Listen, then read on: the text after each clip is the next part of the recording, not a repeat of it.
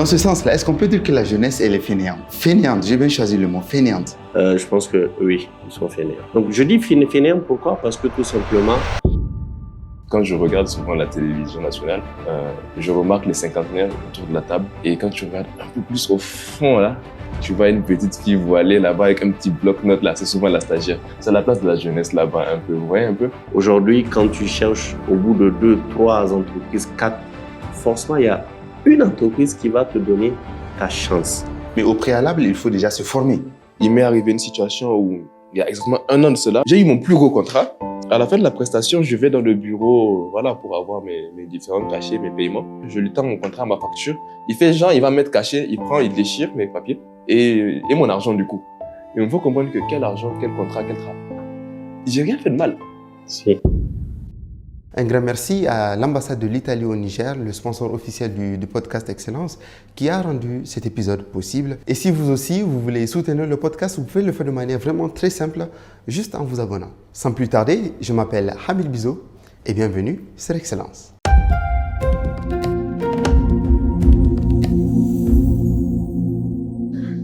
Monsieur Issaka. Bonjour, monsieur Hamil. Pour ceux qui te découvrent la première fois, qui es-tu et que fais-tu de la vie active? Alors, moi, c'est Issaka Adamou. Donc, je suis chef d'entreprise et j'accompagne les entreprises à devenir champions. Ok, tout simplement.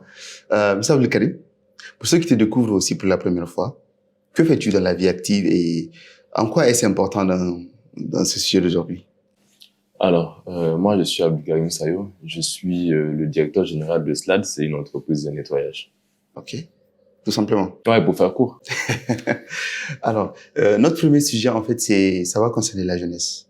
On a l'impression que la jeunesse, elle est perdue, que la jeunesse ne sait pas ce qu'elle veut, que la jeunesse, elle existe juste, mais elle n'a pas un vrai but dans ce monde. On nous raconte toujours que c'est les grands de demain, mais des fois, dans l'action, on se rend compte que ce n'est pas effectivement ça. Déjà, pour commencer, est-ce que vous pensez que cette jeunesse, elle est prête? Est-ce que c'est vraiment les jeunes sont les grands de demain, comme on le dit? Je me permets de commencer en tant que plus jeune. Pas de souci. Je discutais souvent et quand je regarde souvent la télévision nationale, je remarque en réalité, en fait, la place de la jeunesse. C'est plus là que je regarde un peu où est-ce qu'on est à peu près, je nous situe. En général, lorsqu'on voit un plateau, ou plutôt même que ce soit une réunion ou quoi que ce soit, je remarque les cinquantenaires autour de la table. Et quand tu regardes un peu plus au fond, là, tu vois une petite fille voilée là-bas avec un petit bloc-notes là. C'est souvent la stagiaire. C'est la place de la jeunesse là-bas un peu. Vous voyez un peu? C'est-à-dire qu'en réalité, c'est eux qui ont écrit le texte. C'est eux qui sont un peu derrière dans le background. Je ne juge pas, hein. Je ne juge pas. Je ne dis pas que les vieux devraient quitter. Je ne dis pas. Mais en réalité, le truc, c'est que je pense que la jeunesse, en réalité, l'opportunité ne leur est pas trop donnée. Vous voyez ce que je veux dire? Dans le sens où ils sont laissés derrière. Et lorsque tu es laissé derrière, en fait, t'as pas vraiment l'opportunité de pouvoir apprendre. En fait, je pense que tu apprends dans le tas. C'est comme dans l'entrepreneuriat. Tu apprends sous le tas, au fur et à mesure, avec les erreurs. En réalité, en faisant le café, je pense que tu n'apprends pas grand-chose. Voilà. Donc, selon toi, en fait, la jeunesse, elle est prête. C'est les opportunités qui manquent. En quelque sorte. 50-50. Ok. Monsieur Issaka, que pensez-vous de ça? Alors, je pense que déjà, il faut savoir qu'il y a un manque de repères. Il y a un manque de repères. Peut-être pas pour toute la jeunesse, mais la majorité aujourd'hui manque de repères. Après, quand je pars sur la question de l'opportunité, moi, je me dis l'opportunité, il faut la saisir. Aujourd'hui, comme tu le dis, tu vois devant la télé, en fait, pas mal de personnes âgées. Je dirais pas de vieilles personnes. La jeunesse se met en retrait. Et mise en retrait. Est mise en retrait. Ok. Donc, si cette jeunesse est mise en retrait, je pense qu'elle peut se mettre aussi en avant. On a vu aujourd'hui pas mal de domaines ou pas mal d'aspects sur lesquels c'est les jeunes, en fait, qui poussent. Donc, il faut que la jeunesse aussi se fraye son propre chemin. si comme tu le dis, en fait, ces personnes âgées-là ne veulent pas, en fait, céder à la jeunesse, c'est à la jeunesse, en fait, de prendre son but. Parce que comme j'ai l'habitude de le rappeler, le Niger, c'est le plus jeune pays au monde, avec un âge moyen de 15,2. Donc, forcément, il faut que cette jeunesse-là, je suis pas si jeune que ça, mais il faut que cette jeunesse-là prenne son rôle vraiment, en fait, le plus important possible. C'est pas quelqu'un qui va lui donner ce rôle-là. C'est à elle, en fait, de prendre son rôle. Absolument, absolument. Anecdote, si je peux me permettre. En fait, moi, personnellement, c'est ce qui m'a même le plus, en fait, dirigé vers l'entrepreneuriat. C'est pas pour me dire que j'ai été totalement découragé, pour me dire que je vais devoir faire 50 stages, avant de potentiellement avoir, une chance d'avoir un CDD pour après, à mes 35 ans, avoir un CDI et peut-être me marier peut-être à 30 et quelques ans.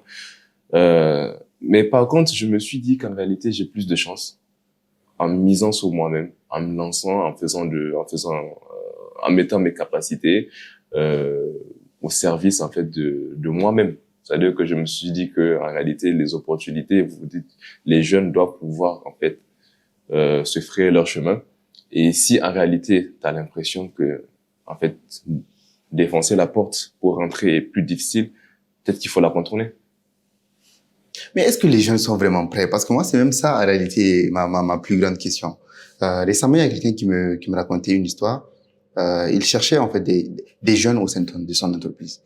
Il a fouillé, il a lancé des opportunités de stage, enfin, des offres de stage. En fait, tout celui qui vient, il va te chanter toutes les louanges, etc., etc. Mais au fond, la personne n'est là que pour l'argent.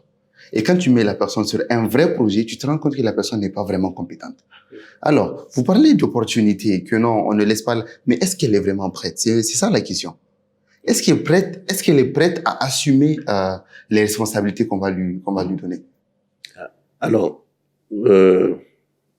pour aller dans ton sens, hein, aujourd'hui, il y a pas mal en fait d'entreprises, de chefs d'entreprise qui m'envoient en fait des demandes de profil et tout.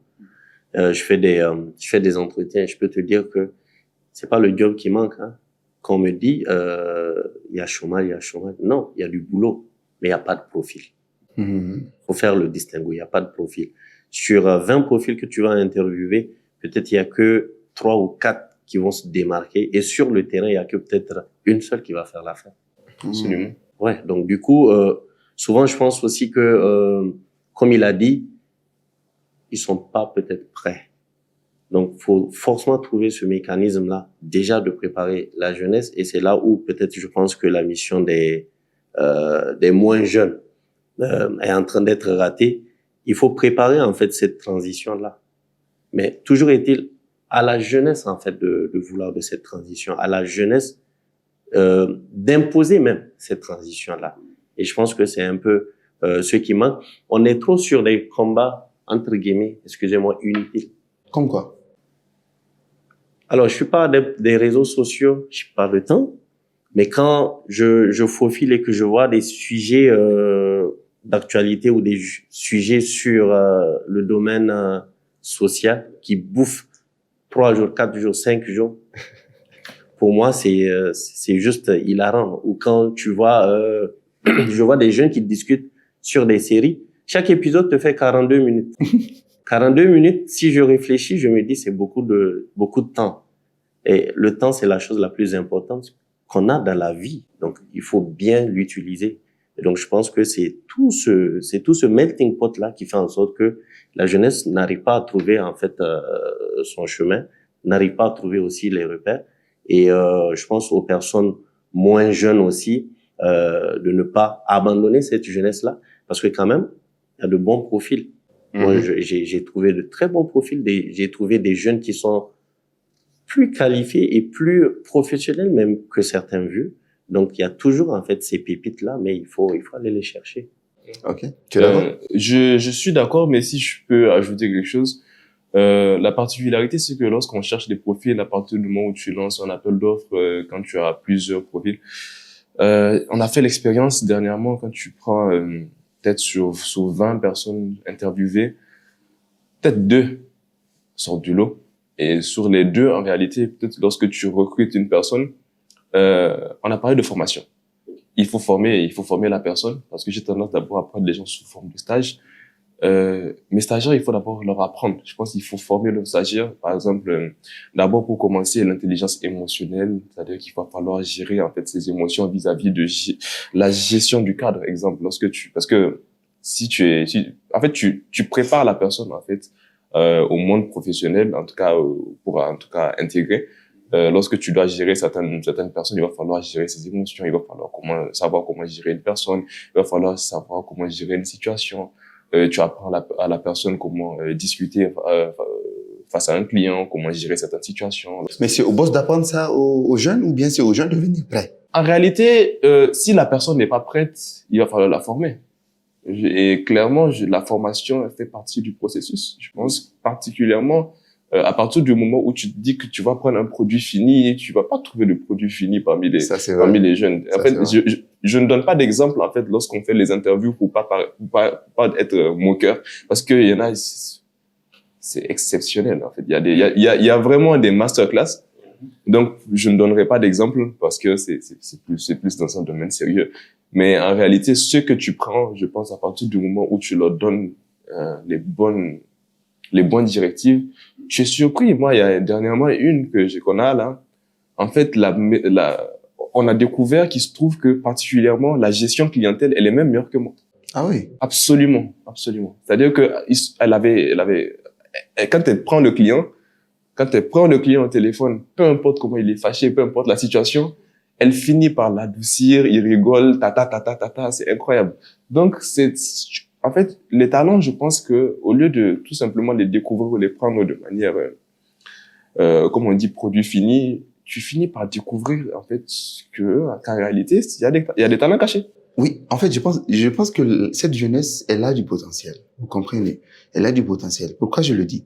En septembre, je cherchais des personnes qui allaient m'assister dans le cadre de ce podcast. Et donc, j'ai dit sur Facebook que je cherchais 2 jeunes. Bon, je cherchais une personne que j'allais former en montage vidéo. Donc, toujours pour les jeunes, c'est-à-dire moi, je prends quelqu'un pour le former. 2 personnes se sont démarquées du lot parce que j'avais donné un exercice pratique à réaliser. L'une a réalisé la même vidéo avec 0 notion au préalable en montage dans les moindres détails. Donc, même le petit son là, qui passe toujours sur excellence, même ça, elle a mis. Juste à cause de ça, j'ai dit, toi, je te prends. La fille n'avait que 16 ans. Je l'ai prise pour la former. La deuxième, elle a un master en communication, sauf que dans le truc de la pratique, les logiciels et tout, c'est pas forcément ça. Donc, je l'ai prise, elle a du potentiel et actuellement, elles sont très bien. Je peux les classer, en tout cas parmi les meilleures monteuses, en tout cas côté podcast. Les podcasts qu'on voit actuellement, c'est elles qui font le montage. Vous comprenez? Donc, toujours pour rejoindre, c'est-à-dire, les jeunes ont du potentiel, les jeunes ont du talent. Sauf que, des fois, il faut être capable déjà de reconnaître ces talents-là et de les former. Maintenant, ça, par exemple, c'est de notre point de vue. Moi, j'ai vu quelqu'un qui a du potentiel, je l'ai pris. Cette jeunesse elle-même, là, est-ce que vous pensez qu'elle est fainéante? Dans le sens où, moi, je suis médecin.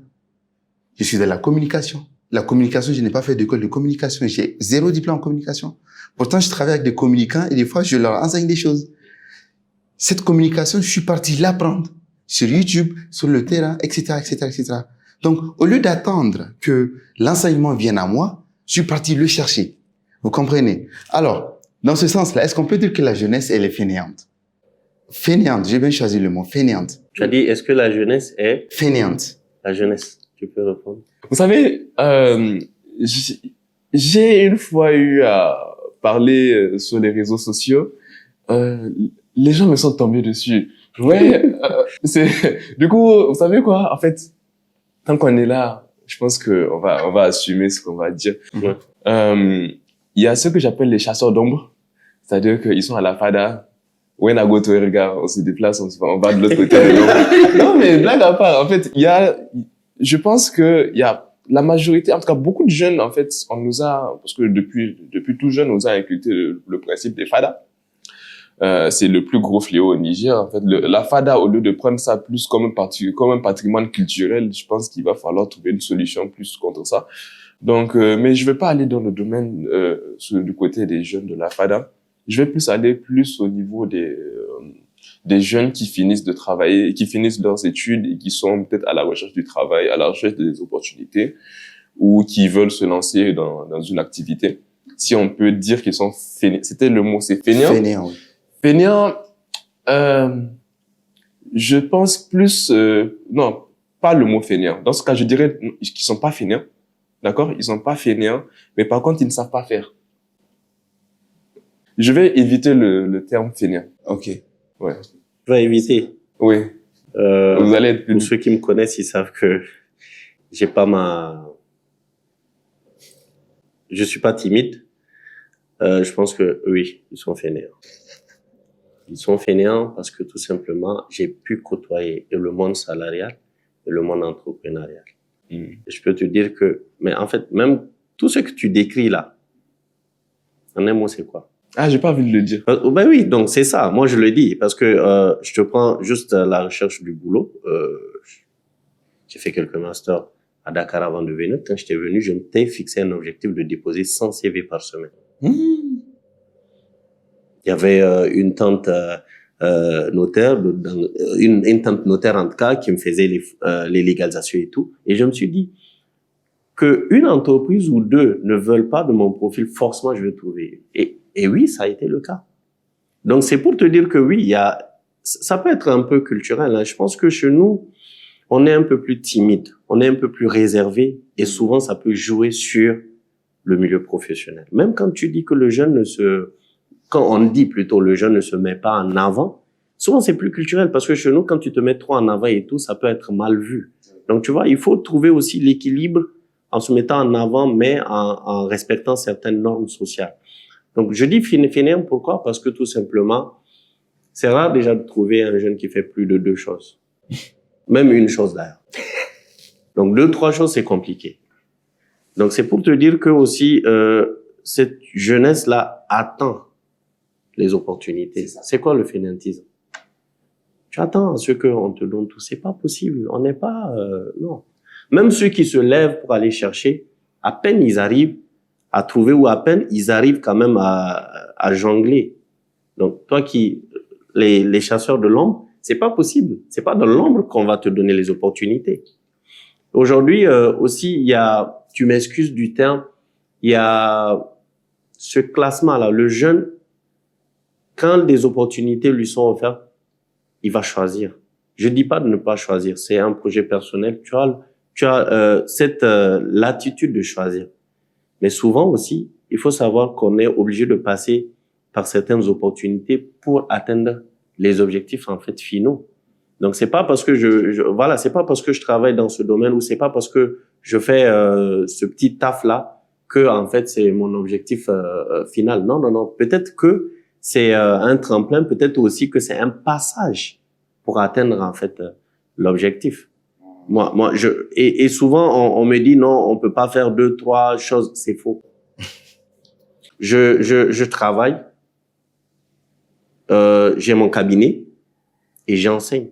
Ça fait plus de 12 ans que j'enseigne dans la plupart des instituts. Et donc c'est pour dire que on peut faire plusieurs choses à la fois. Seulement, il faut pas être fainéant. Je vous arrête une petite minute. Si vous appréciez la qualité de cet épisode d'Excellence Podcast, que ce soit le son, l'image ou l'identité visuelle, sachez une chose, tout est fait maison.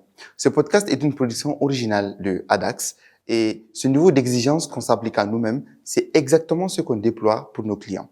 Trop souvent, les entreprises séparent tout. Un freelance pour le logo, une agence pour le site web, une autre équipe pour les vidéos. Et la communication finit par partir dans tous les sens. Chez Adax, on centralise tout pour garantir votre impact. Si vous voulez lancer votre business, on conçoit votre identité visuelle complète avec les supports de communication qu'il vous faut. Si vous voulez lancer un produit, on crée votre site web sécurisé avec la stratégie marketing qui vous convient. Si vous avez besoin de visibilité, on réalise vos films institutionnels, vos spots publicitaires et même vos animations et motion design. On ne vous offre pas juste un service, on devient le seul partenaire dont vous avez besoin pour votre communication. Alors, si vous voulez passer du bricolage à l'excellence professionnelle, simplifiez-vous la vie, confiez votre projet digital et audiovisuel à une seule équipe experte, Adax. Le lien vers notre catalogue et nos contacts est juste dans la description. On a hâte de voir ce qu'on peut créer ensemble. Allez, on reprend l'épisode. Il faut aller chercher, et comme j'ai l'habitude de le dire, qui cherche trouve. Aujourd'hui, quand tu cherches au bout de 2, 3 entreprises, 4, forcément, il y a une entreprise qui va te donner ta chance. Mais au préalable, il faut déjà se former. Il faut avoir le minimum, je dirais. En fait, moi, je suis pas RH, hein, mais la plupart des entreprises par lesquelles je suis passé, j'espère qu'ils verront le podcast, quand il y a recrutement, on m'appelle. Ouais, parce que j'ai ce feeling-là. Je fais un entretien, je pourrais te dire si lui, il va faire le job ou pas. Parce que au-delà, en fait, des diplômes, au-delà de beaucoup de choses, il y a ce feeling-là. Tu le sens. Même quand tu as fait l'entretien, peut-être avec les 2 profils que tu disais, tu as senti quelque chose au-delà du montage qu'ils t'ont fait. J'ai senti la motivation. Il y a quelque chose que tu C'est sens. ça. Tu sens en fait, que voilà. je me souviens quand je causais avec elle, en fait, je savais que elle, je sais pas, c'est vraiment ce truc-là, quoi. Voilà. Elle est là, elle veut apprendre, et je sais que quand je vais lui enseigner cette compétence-là, je ne vais jamais le regretter. Donc, c'est pour ça que je les ai prises. Et aussi, je pense qu'il y a une problématique, c'est responsabiliser. Même les stagiaires. Responsabiliser. Moi, quand tu viens déjà, chez moi, il n'y a pas de stagiaire. On te prend aujourd'hui, demain, au pire des cas, tu es assistant. Oui, tu es assistant. C'est-à-dire que en face des clients, en face des partenaires, il n'y a pas le mot stagiaire. Il n'y a pas de stagiaire chez moi. Tu viens, tu t'assois, c'est ensemble qu'on définit et c'est toi qui mets devant les objectifs à atteindre. C'est pas moi. Ça veut dire qu'à la fin de l'évaluation, quand on vient, on se pose, qui a mis les critères d'évaluation? C'est toi. Donc, on va te juger selon ce que toi, tu penses que tu pourras faire. Nous, on va t'accompagner. Et aussi, il y a cette problématique-là des finances. Il y a un minimum. Un stagiaire, souvent, il se sent pas concerné parce que peut-être il est pas payé. On te paye un minimum de 80 000. Ah ouais? Ben oui, parce que on va t'utiliser aussi. On va t'utiliser. Tu peux commencer un stage aujourd'hui, dans 1 semaine, dans 2 semaines. Moi, j'ai pas de problème à te confier un projet. Mais je te suis. Donc, ça veut dire que 2e, 3e mois, tu peux conduire le projet tout seul. Absolument. Parce que au fond, ça me fait du répit aussi. Mais malheureusement, nous, on a l'habitude de voir des chefs d'entreprise qui disent ils envoient pas leurs employés se former parce que quand ils se forment, après, ils quittent. Donc, je t'assure. On leur envoie des formations gratuites où souvent, dans mon passé de salarié, on envoie on envoie des opportunités aux entreprises qu'on finance ou qu'on accompagne pour envoyer leurs employés pour se faire former du renforcement de capacité. Ils envoient pas. Parce qu'ils se disent que ces employés-là, une fois qu'ils sont formés, ils quittent. Mais dans ce cas, c'est quoi l'approche? Si aujourd'hui, moi, je suis jeune et que peut-être, bon, je n'ai pas déposé 100 CV par semaine, mais que j'ai quand même tenté à gauche, à droite, je sais que j'ai des compétences, mais que je n'arrive pas à avoir du boulot. C'est quoi la bonne approche? Je pense qu'il est la personne la mieux adaptée pour répondre à ça. C'est déjà, parce que en je fait, ne sais pas. Oui, je peux ne pas, j'ai pas déjà dans tous les cas la science incluse, mais je sais que l'année passée, il y a 2 stagiaires filles qui sont venues vers notre entreprise et qui ont proposé leur service de manière bénévole. Ok. Nous, on veut apprendre. Aujourd'hui, en fait, il faut savoir aussi qu'on est humain. Et je pense que tout problème est géré par la communication. Quand quelqu'un te vient aujourd'hui, te montre déjà que la personne, elle est dynamique, elle veut apprendre, et souvent de manière gratuite, donc bénévole, tu es obligé de lui donner sa chance. Ouais. Et de la chance, une fois que elle arrive à donc incorporer l'entreprise, elle montre qu'elle a certaines qualités, obligé, tu vas l'apprendre.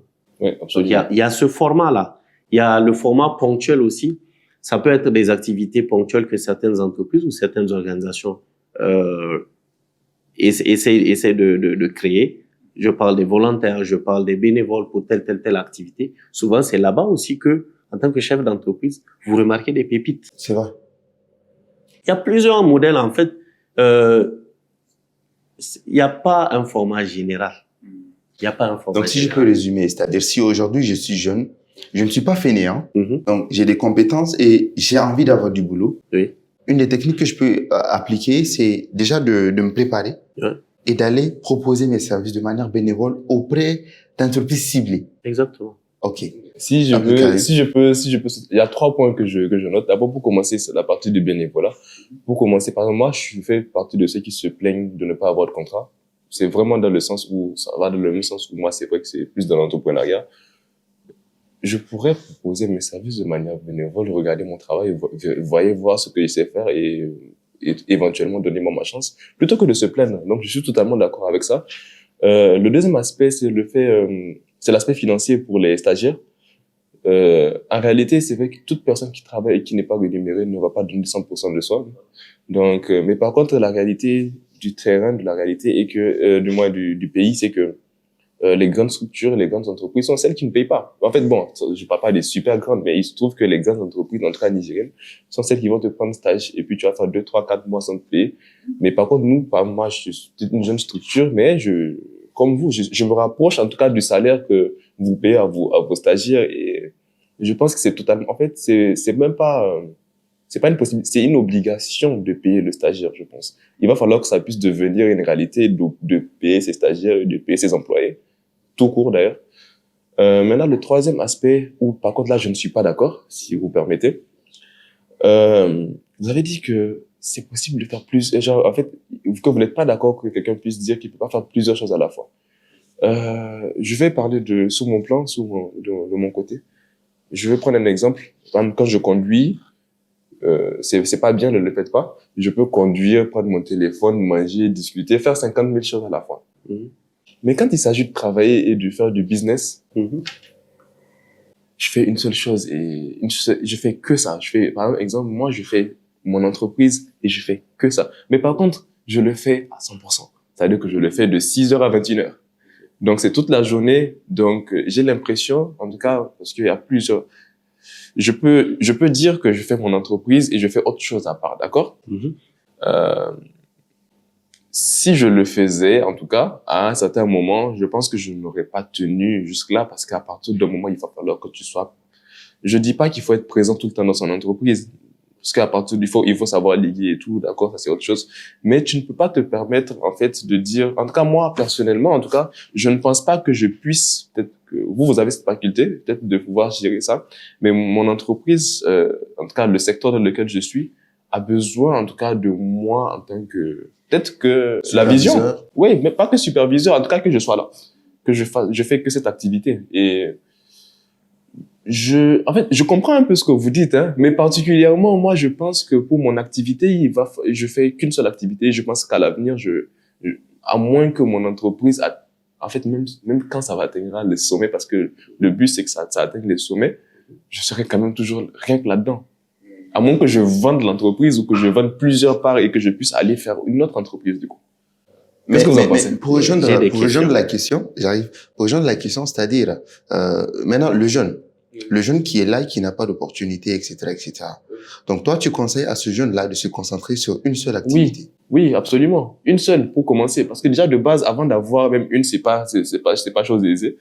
À partir du moment où tu as quelque chose, d'abord, mets-toi à fond dedans. Si tu comptes être dans le salariat, je dis pas de t'éterniser là-dessus, mais fais au moins en sorte d'avoir quelque chose d'assis. Genre, assieds-toi bien avant de bouger. Vous voyez ce que je veux dire? En fait, maîtrise ton secteur et avant d'aller ailleurs. OK. Alors, 2 exemples et puis une question. Le premier exemple, la dernière fois, le jeune qui m'a enrôlé sur l'application Mainita, il est communicateur dans la journée. Et à partir de 18h, quand il descend, il enrôle les numéros Mainita. Ça veut dire qu'il fait 2 choses. Maintenant, peut-être le rectificatif, c'est que l'entreprise, quand elle atteint une vitesse de croisière, n'a pas forcément besoin de toi. Si je prends ton cas, tu vois, la dame que tu dis, elle gère très bien le service client. On n'a pas besoin de toi. Et sur la technique, sûrement que tu as un chef des opérations qui gère. On est d'accord? Bien sûr. Il n'a pas besoin de toi. OK. Donc, au finish, Tu gères pas les sous non plus, je sais. Non, ça, il se trouve que oui. Très bien. Donc, en fait, finalement, on a besoin de toi. Absolument, justement, moi, je suis la vision pour commencer. Je suis la vision et en plus, j'ai tendance à utiliser, pour faire de la métaphore, c'est comme un moteur. En fait, il faut créer un système et je suis actuellement en train de créer un système. Quand on parle de chef des opérations, c'est peut-être, je sais pas, l'injecteur, c'est quand dans le moteur, si je parle de la communicatrice qui est X partie du moteur, c'est la partie gestion qui fait. En fait, le moteur, c'est-à-dire que je suis celui qui crée le moteur et je m'assure du bon déroulement du moteur. Tu as donné une solution par rapport aux jeunes qui a des compétences maintenant et qui cherchent de l'emploi. Maintenant, quelle solution concrète tu proposes à ce jeune-là? Qui, lui, il sait qu'il est compétent. Il sait qu'il a des ressources et tout. Mais il a tenté, il n'a pas eu. Je te dis la vérité. Mhm. Vous allez me trouver pessimiste. En fait, il y a pas de solution. Genre, en fait, le monde, en fait, la réalité de ce pays est tout autre. En fait, je pense qu'il faut se dire la vérité, quoi. Le monde des opportunités, c'est vrai que il y a la possibilité de faire les 100, sans affaires. En fait, si tu fais 100%, forcément, tu vas trouver une solution, d'accord? Mais en réalité, vu la majorité des jeunes qui sont pas capables de pouvoir postuler à 100 endroits, parce que la majorité ne sont pas capables de faire ça, c'est le parent à mi connaissance qui fonctionne. Même parent à mi connaissance ne fonctionne plus. C'est parents seulement qui fonctionnent. Donc, non, ça a changé. C'est-à-dire que le pack est fini. Maintenant, c'est que le P. Oui. Et en réalité, tu vas chercher du travail. C'est des monarchies, les postes. C'est-à-dire que ce poste-là fini, c'est le cousin de lui, là, qui descend. Après, en fait, tu as beau chercher. C'est le stage. C'est-à-dire que lorsque tu parles du jeune, je peux conseiller un jeune à chercher du stage. Mais le travail, en réalité, dans ce pays. Moi, je suis plus pessimiste que vous. Je suis désolé. Peut-être que vous n'allez pas être d'accord, mais moi, je pense qu'en réalité, j'ai pas de solution. Mais j'ai besoin de clarification, c'est-à-dire, tu dis que le P, c'est ça qui marche, mais dans le domaine du salariat. Non, dans les deux domaines. Oh, absolument. Alors, là, moi, personnellement, je ne suis pas très d'accord. Parce que Ok. si tu me prends, quand je suis venu à Niamey, c'était il y a une dizaine d'années comme ça, j'étais venu, personne ne me connaissait. Mes parents n'ont mis aucun pied dans tout ce qui est politique. Donc, aujourd'hui, quelqu'un d'autre peut aller dire son nom complet dans une salle, direct, on lui donne des opportunités. Moi, je n'ai pas cette possibilité. N'est-ce pas? Je suis venu à Niamey, moi, avec mes ambitions, mes compétences et rien d'autre. Absolument. Et actuellement, tous les soutiens que j'obtiens, c'est auprès de gens que j'ai rencontrés, n'est-ce pas? Isaka, on ne se connaissait absolument pas du tout. C'est auprès des gens que j'ai rencontrés et qui m'ont fait confiance et qui m'ont ouvert des portes. Le PAC, moi, je ne suis pas d'accord. D'accord. Franchement, le PAC, je ne suis pas très d'accord par rapport à ça. Petite anecdote. De toute ma carrière professionnelle, je commençais à travailler en 2010. Tous ceux qui m'ont recruté ou m'ont donné la chance, c'est des gens que je ne connais ni de père ni de mère. Bien. Et c'est pour ça aussi, moi, autant que je peux, pour ceux qui me connaissent savent que même quand je peux pas te recruter, quand je vois du bon profil, rien que cette semaine, j'ai fait au moins, je pense, 4 entretiens et j'ai envoyé des CV. Parce que c'est aussi ça notre rôle. C'est aussi ça. Nous tous, notre rôle, c'est de recommander, c'est de pousser quand on voit de très bons profils. Leur donner la chance que nous, on nous a donnée. Ouais. Mais pour ça, il faut que le jeune puisse se créer cette opportunité. Donc, venir souvent vers les bonnes personnes. D'accord. Donc, si je peux rebondir sur ce que vous dites, je me retrouve dans tout ce que vous dites. Parce qu'en réalité, je trouve que rien ne m'a été donné non plus. Je suis allé tout chercher de moi-même. Mais en réalité, la question était, qu'est-ce que tu as à proposer à ce jeune qui cherche? Oui, c'est ça la question. Vous voyez un peu? Donc, Oui. je suis parti dans le général. En fait, en réalité, je pense que, sans me jeter des fleurs, je pense que nous sommes une très petite minorité. D'accord? C'est-à-dire qu'il se trouve que oui, on est allé chercher ce qu'on a à chercher. Pour revenir à la première question, quand on dit que ce sont les jeunes qui vont pas chercher les opportunités, je suis d'accord. Mais quand on parle en fait en général, bien que je sois d'accord avec tout ce que vous avez dit et que je me retrouve aussi justement là-dedans parce que je suis aussi dans le même cas, c'est moins évident que ce que ça n'a l'air en fait en réalité parce que tu te rends compte que c'est moins facile. Donc je dis juste que je ne trouve pas d'opportunité et qu'en réalité j'ai l'impression que il s'agit d'une situation de parents. Et bien qu'il y ait il y a toujours d'autres moyens. Je ne dis pas que les portes sont fermées. Parce qu'en réalité, nous avons réussi à passer par ailleurs. Mais la réalité, c'est juste la réalité que je parle, dont je parlais, en fait. Ok. Pour clôturer un peu la question, c'est-à-dire, ça, je pense que j'ai fait une vidéo sur ça pour dire que quand tu es jeune et que tu as des compétences, tu es convaincu que tu fais quelque chose de très bien et que tu as tenté à gauche et à droite, tu n'as pas eu d'opportunité. Tout de suite, transforme-toi en produit économique. Donc, quand on parle de produit, en fait, transforme-toi en petite entreprise. Une entreprise, elle gère d'abord son branding, c'est-à-dire comment elle se présente, comment elle parle, comment elle s'adresse aux gens. Il y a l'aspect communication aussi. Il y a l'aspect marketing. Une entreprise, elle fait du marketing, n'est-ce pas? Donc toi, tu sais que, par exemple, tu t'appelles Karim Sayo, tu sais faire ça, ça, ça et ça. Fais ton propre marketing. Aucune entreprise n'existe sans approcher les autres. Donc, tu les fais et tu prépares ton discours, c'est-à-dire comment tu te présentes, comment tu vends tes compétences. Donc, au lieu de dire, de toute façon, c'est parents, amis, connaissances, en fait, je pense que ce discours-là, ça a tendance à nous pousser de la victimisation. Donc, au lieu de dire, de toute façon, c'est parents, amis, connaissances, ok, halas, parents, amis, connaissances, ça existe, mais moi, comment je fais avec? Donc, tu te packages et tu te vends.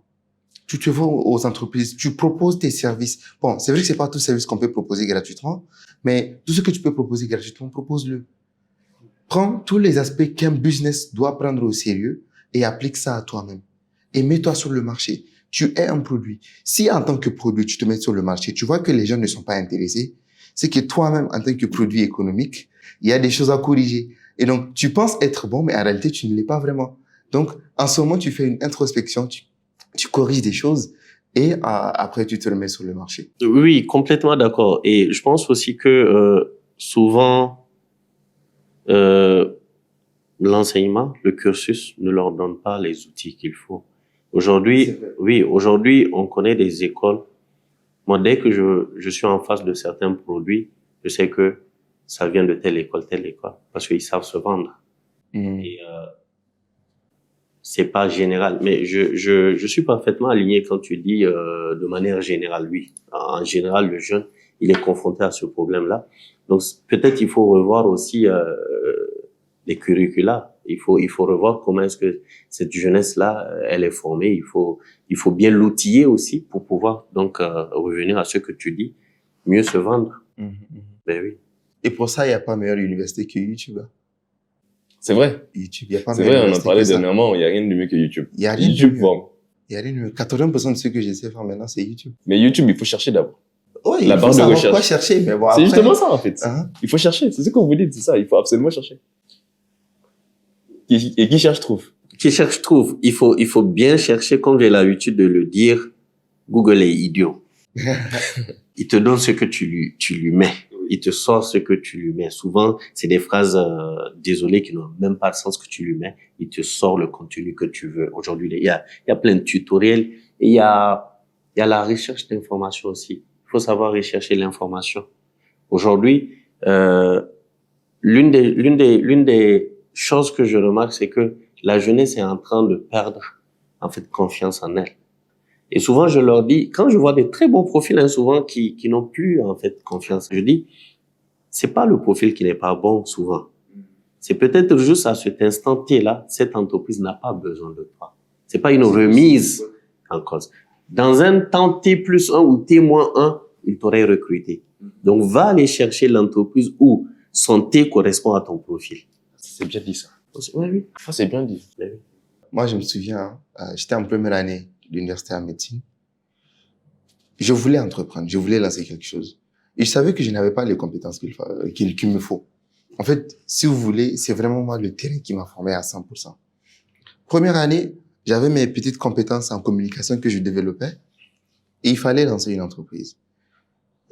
À l'instant T, en tout cas au moment où je vous parlais, en première année, j'avais identifié quelqu'un qui se présentait comme un grand entrepreneur sur les réseaux. Il se présentait comme un grand entrepreneur, mais aussi proche de la jeunesse. Donc, si tu as besoin d'aide, approche-toi de lui et il va t'aider. Donc, en ce moment, franchement, moi, j'osais, hein. Donc, je l'ai contacté, j'ai dit, un tel, je me présente, voilà. voici mes ambitions, voici ce que je sais faire. Est-ce que vous voulez bien être mon mentor? Silence radio. Moi, j'ai pris ça comme un message. Et malheureusement, la plupart de ces jeunes-là, c'est vrai, vous dites qu'ils ont besoin de repères, elle doit se former, mais comment se former, quel curriculum suivre, etc., etc. Il y a un vrai manque de mentor qui est là sur le marché. Moi, en fait, son refus, son silence, j'ai pris ça pour un message. Je me suis dit, Hamid, t'as pas besoin de mentor, il faut aller toi prendre sur le terrain. Fais tes erreurs, cogne-toi contre le mur. J'ai perdu beaucoup d'argent, j'ai perdu beaucoup de trucs, parce que j'ai fait des erreurs bêtes que si cette personne m'avait mentoré, je les aurais pas faites. Il y a un manque de mentor, il y a un manque de système de mentorat qui est là dans l'écosystème. Alors, Totalement d'accord. Je veux? oui, bien sûr. Alors, Vas-y. Good, ok. En fait, quand tu t'assois là-dessus, dernièrement, je me suis assis et j'ai réfléchi exactement sur ça. Sur le manque de mentorat, il n'y a pas de mentor. Je me suis dit, en réalité, si j'aurais vraiment voulu, lorsque je me suis lancé dans le business, j'aurais vraiment voulu m'asseoir et me dire, si j'avais quelqu'un qui m'aurait dit, écoute, jeune homme, quand tu marches ici, il y a une pierre, ici, il y a un trou, ici, il y a ceci. Une sorte de grand frère, comme on dit, un vrai mentor qui va t'expliquer un peu le monde de l'entrepreneuriat au Niger.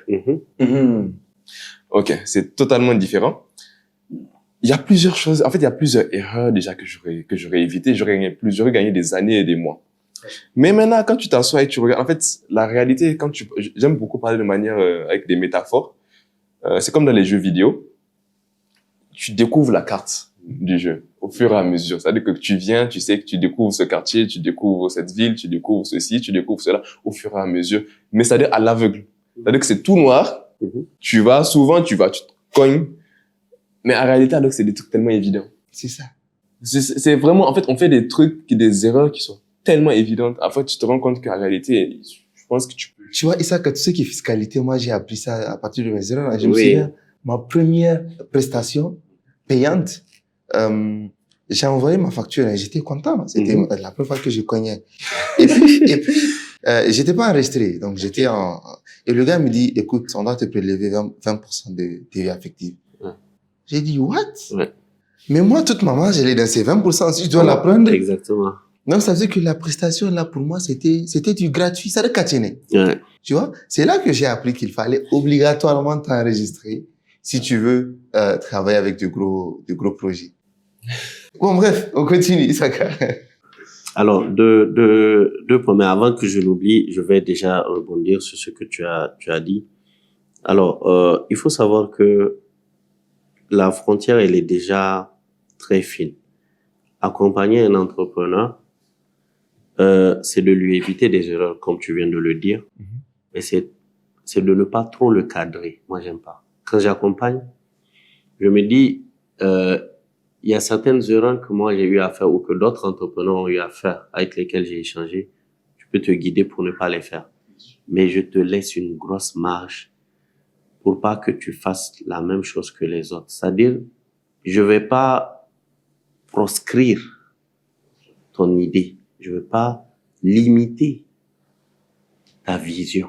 Parce que si je te dis, va de A à B en suivant cette voie-là, peut-être que l'entreprise ne va pas vraiment être comme tu le souhaites.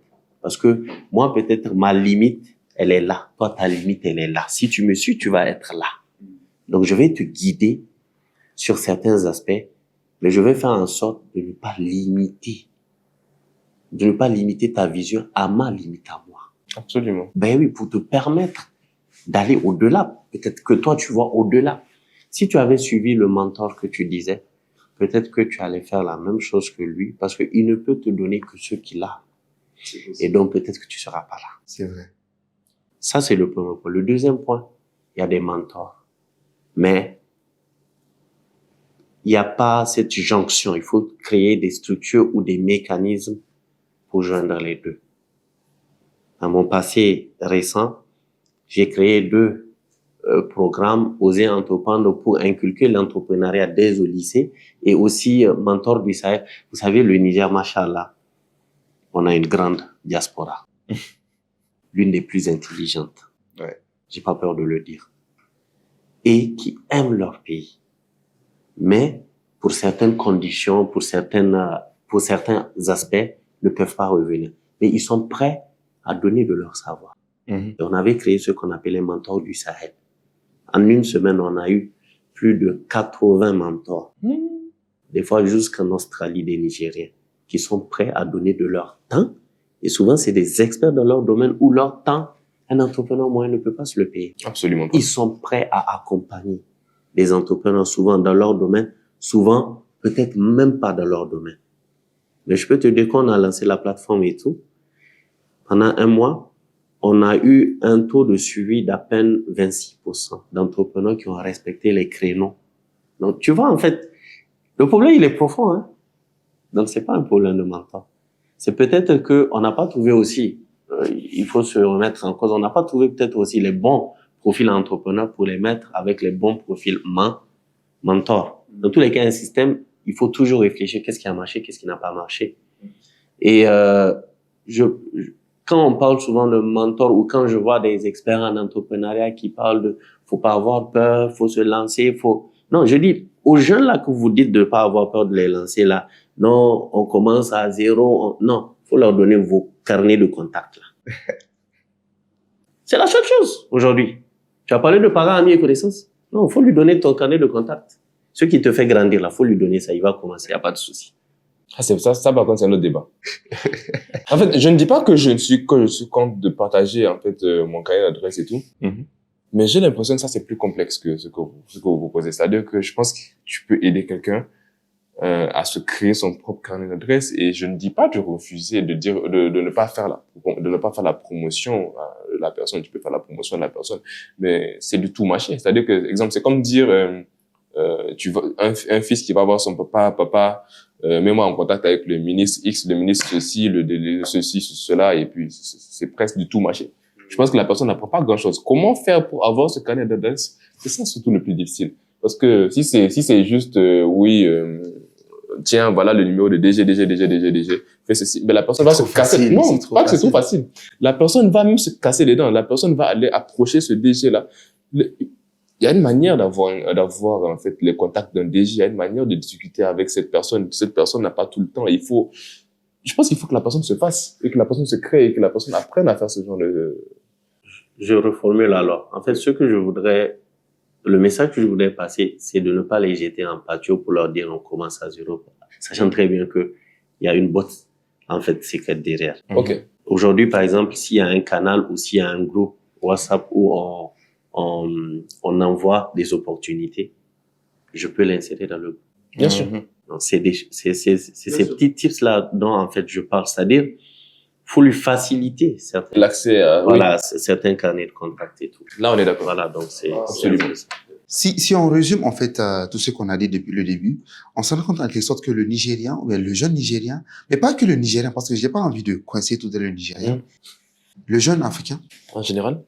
Il est dans la victimisation. Victimisation, je n'arrive pas à réussir parce qu'on ne m'aide pas. Oui.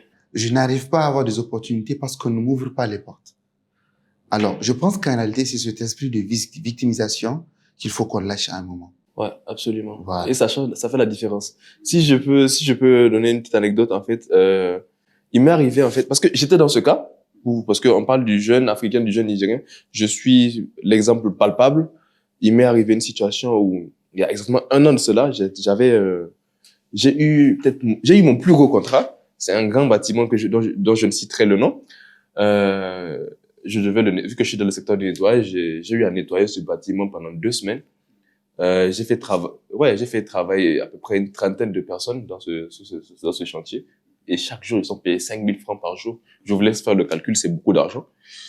À la fin du contrat, à la fin de la prestation, je vais dans le bureau, voilà, pour avoir mes différents cachets, mes paiements. Je viens seul, parce que je vois pas ce qu'il y a de difficile. Je rentre dans le bureau, je vois le monsieur. Il me dit, bon, tends ton contrat et ta facture. Je lui tends mon contrat, ma facture. Il fait genre, il va mettre caché, il déchire mes papiers. Ah oui. C'est comme un film. Attends, je vais finir. C'est comme un film. Il déchire mes papiers, il jette. Je dis, mais c'est quoi cette histoire? Je sortais mon téléphone, on me sort du bureau par force. On me dit, écoute, toi, sors. Genre. Et puis je dis, mais attends. Et mon argent, du coup. Et il faut comprendre que quel argent, quel contrat, quel travail. Alors, victimisation, parce que bâton dans les roues difficiles, c'est compliqué. Je venais de me marier, une semaine après mon mariage.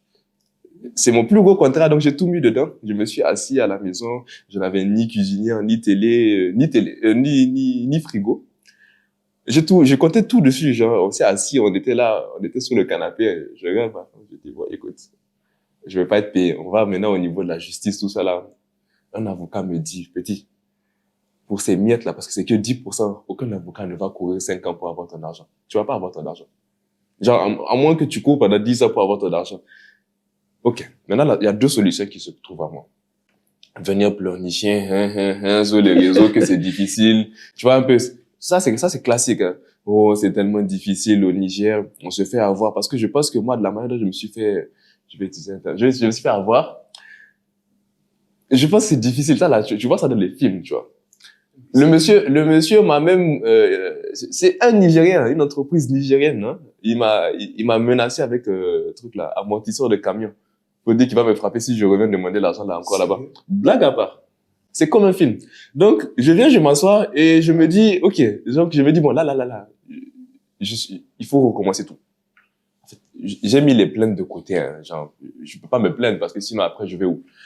J'ai refait le truc, je me suis assis, bon, pas de plainte, je me suis assis avec ma femme, on a restructuré l'entreprise parce que si l'entreprise a été créée, fondée avec le système dont je parlais de moteur, relancer la machine, tout recommencer. Je suis revenu à 2 employés. Il y a un an de cela, je suis revenu à 2 employés. Genre, tu as accepté ce qui s'est passé. Mais je peux faire quoi? Me plaindre? Pleurer? Crier sur les réseaux sociaux que c'est difficile pour qu'on me fasse cagnotte? Bon, c'est pas, non. J'aime bien Non, mais, ce mot-là. non, mais en vrai, écoute, en fait, c'est-à-dire que je me suis dit, écoute, il va falloir que tu recommences et que tu le fasses, c'est-à-dire que tu assumes, pas te victimiser. On a recommencé petit à petit. 2 employés, 3 employés, parce que par la grâce, j'avais déjà mes clients. Maintenant, comment gérer les clients? Il a fallu recontacter tous les clients pour leur dire, OK, on est en pause pendant 1 mois. On s'est assis, on a tout recommencé. Tout recommencé. J'ai payé ma cuisinière, mon frigo, ma télé, petit à petit. Et l'entreprise, il se trouve que, je disais, on est mieux qu'à l'époque où il y a 1 an là, parce que je me suis réinventé. Avant, je lavais les voitures. Mais pendant cette même période, il y a eu le coup d'État. Qu'est-ce qui s'est passé? Mes contrats des ONG les voitures que je lave là, c'est coupé. Donc, l'argent sort d'où? J'ai arrêté de laver les voitures. Ouais, je me suis réadapté, je me suis réinventé. J'ai arrêté de laver les voitures. Maintenant, je nettoie les maisons et les bureaux. C'est ça. Et donc, à partir de ce moment où maintenant tu arrêtes de te victimiser. En fait, il faut se mettre au travail. Et même là, je ne suis toujours pas à l'abri, hein. C'est-à-dire que dès que je vois un autre gros contrat, je vais sauter là-dessus et je risque de me faire casser encore. Et je vais faire quoi? Me pleurer? Non. Juste travailler, continuer. On accepte ce qui se passe et puis on avance. Et finalement, je suis très content de ça parce que vraiment, en fait, là, maintenant, j'ai une histoire à raconter. J'ai une histoire. Et ce monsieur-là, en fait, je pense qu'il était persuadé de m'avoir cassé. Il se trouve qu'il m'avait cassé.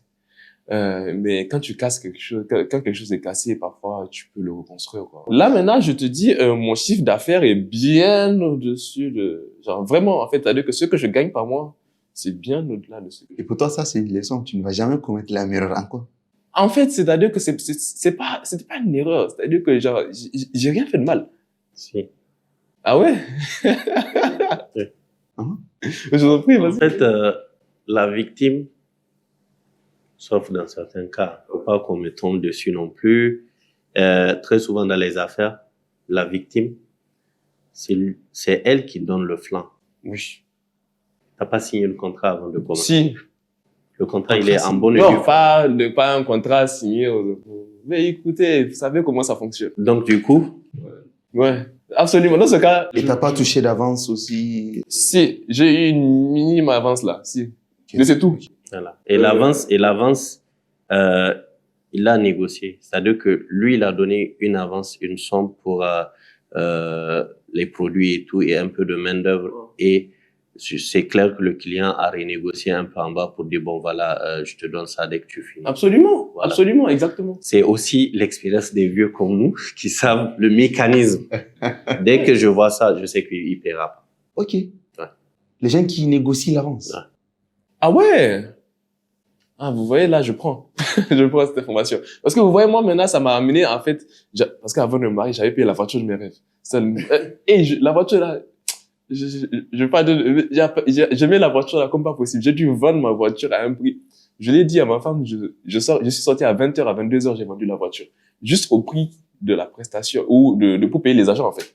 C'est terrible, cette histoire, en fait. Les gens au Niger, en fait, quand tu suis les gens et que tu dis que tu vas te plaindre, en fait, je pense il y a pas pire que la plainte, en fait. Mais pour moi, en fait, c'est les combats qui t'amènent au sommet.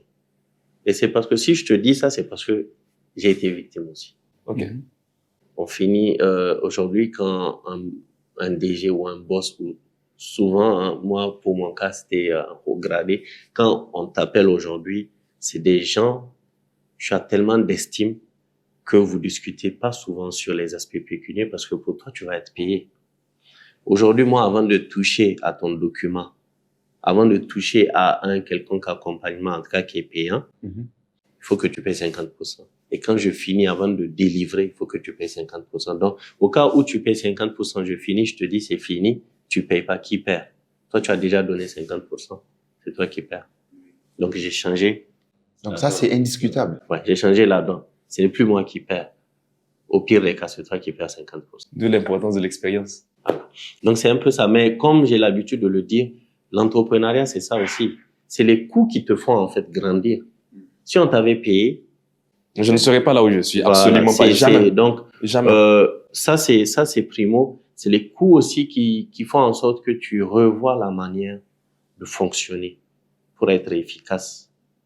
Le process que tu mets, les processus. Là, c'est clair que si on t'appelle, tu vas au moins demander un contrat formel. Donc, tu vois, en fait, c'est tout ça. Maintenant, la victimisation aussi, je pense que